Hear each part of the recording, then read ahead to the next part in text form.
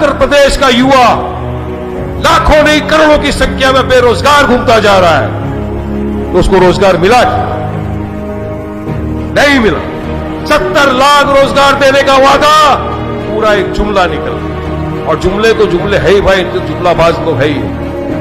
एक टाइम कहा था 15 लाख रुपया सबके अकाउंट में आएगा। आया क्या आपके अकाउंट में? आया क्या किसके भाई के अकाउंट में? मैं भी इंतजार कर रहा था आएगा आएगा, आज तक तो नहीं आया।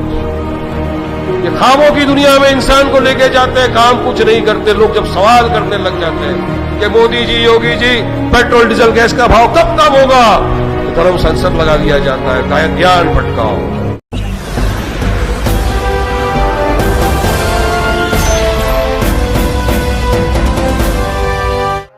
देश के दो कद्दावर नेता, दो चर्चित चेहरों पर आज इंक फेंकी गई, स्याही फेंकी गई। पहली घटना इंदौर की है, जहां ऑल इंडिया मजलिस इत्तेहादुल मुस्लिमीन के कद्दावर नेता, राष्ट्रीय प्रवक्ता वारिस पठान पर इंक फेंकी गई। मीडिया रिपोर्ट्स की माने तो वारिस पठान मुंबई से इंदौर आए थे और उन्हें खजराना दरगाह में हाजिरी लगानी थी। इसी क्रम में एक शख्स ने उन पर स्याही फेंक दी, इंक फेंक दी।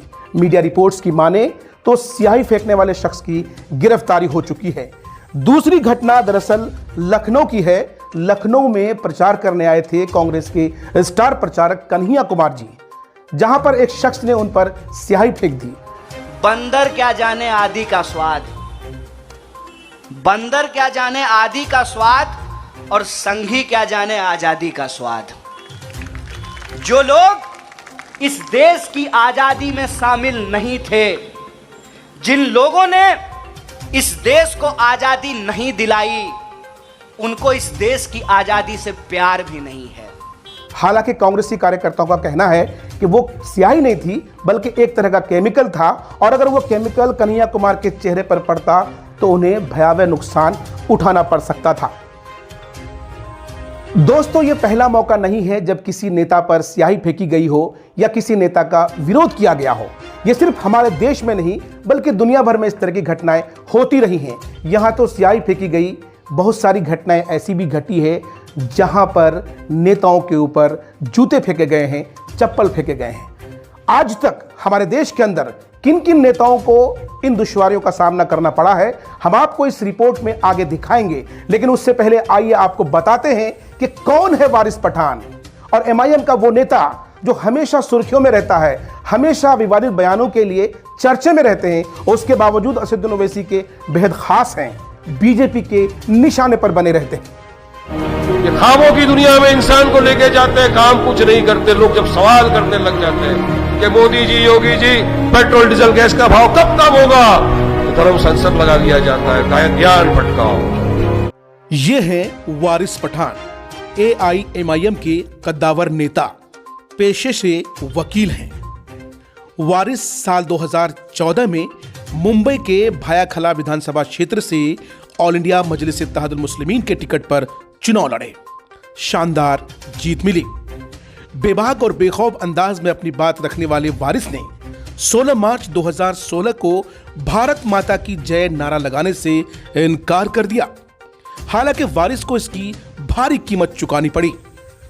भारत माता की जय का नारा लगाने से इनकार करने के लिए देश का अपमान करने और राष्ट्र विरोधी होने के आरोप में उन्हें सर्वसम्मति से महाराष्ट्र विधानसभा से निलंबित कर दिया गया।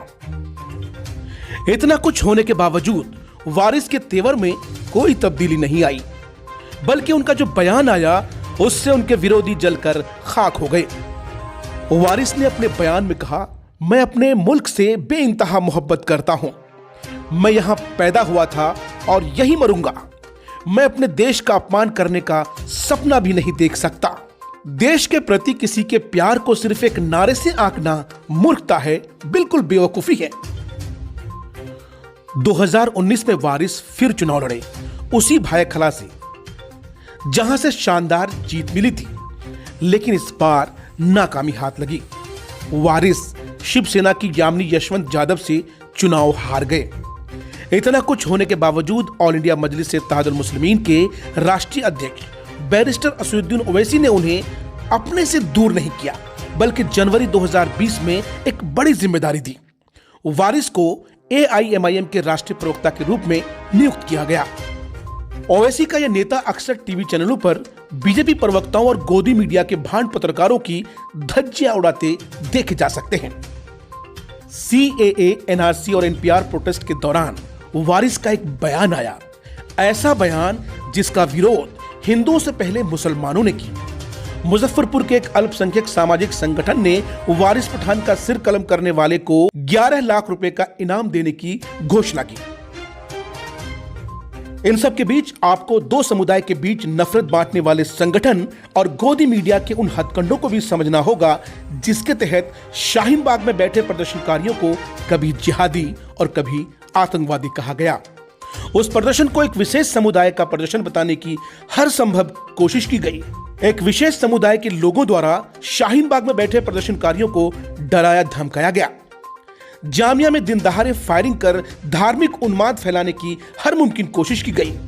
आज जो घटना वारिस के साथ इंदौर में हुई, मीडिया रिपोर्ट्स की माने तो संभवतः ये उसी विवादित बयान का एक रिएक्शन है। आज उत्तर प्रदेश का युवा लाखों नहीं करोड़ों की संख्या में बेरोजगार घूमता जा रहा है, तो उसको रोजगार मिला क्या? नहीं मिला। 70 लाख रोजगार देने का वादा पूरा एक जुमला निकला, और जुमले तो जुमले है ही भाई, तो जुमलाबाज तो है ही। एक टाइम कहा था 15 लाख रुपया सबके अकाउंट में आएगा। आया क्या आपके अकाउंट में? आया क्या किसके भाई के अकाउंट में? मैं भी इंतजार कर रहा था आएगा आएगा, आज तक तो नहीं आया। ये ख्वाबों की दुनिया में इंसान को लेके जाते हैं, काम कुछ नहीं करते। लोग जब सवाल करने लग जाते हैं कि Modi ji, Yogi ji, petrol diesel gas का भाव कब कम होगा, तो धर्म संसद लगा दिया जाता है, ज्ञान भटकाओ।